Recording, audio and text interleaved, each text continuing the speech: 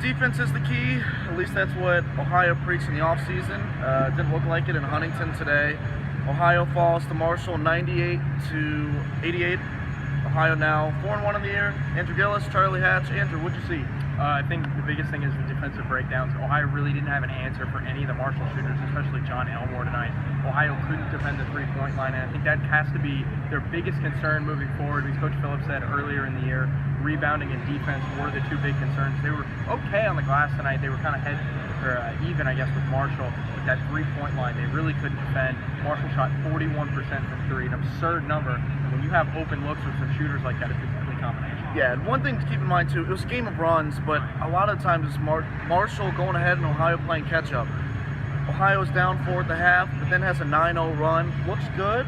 It's going to be all right. Then Ohio's down 63-60 with 10 minutes to go, and it all unravels. Soon, Marshall leading for 16. But the one thing I want to point out is Marshall led for 32 minutes.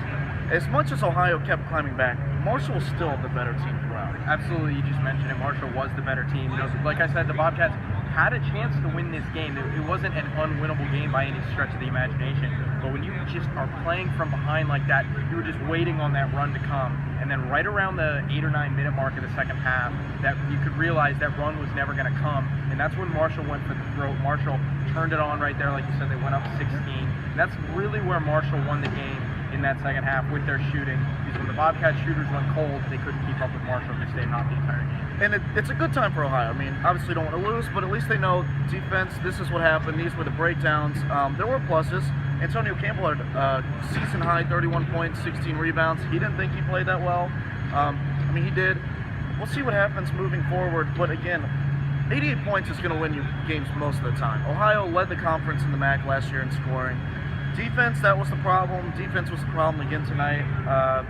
Should people really be worried? You know what?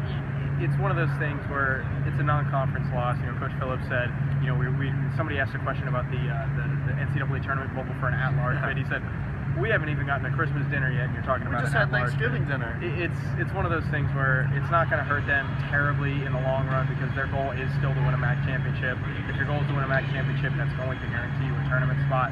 But I think it's one of those things to monitor as you move forward. Ohio's 4-1. Coach Phillips would certainly take 4-1 if he would said they'd be 4-1 at the end of November.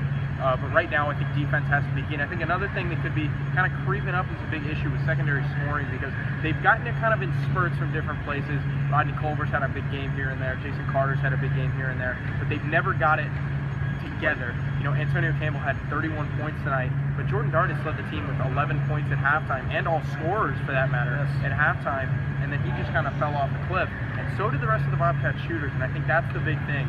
Because when you can, I think we saw tonight, Marshall had a big three. Their big three combined for 60 points. When you have that combination of scoring, Campbell with 31, maybe Kaminsky with 15, Simmons with 12, Carter with 10. It's really difficult to defend that, but tonight really Marshall only had to defend Campbell. Yeah, we'll see what happens. Come Saturday, Ohio plays Bryant.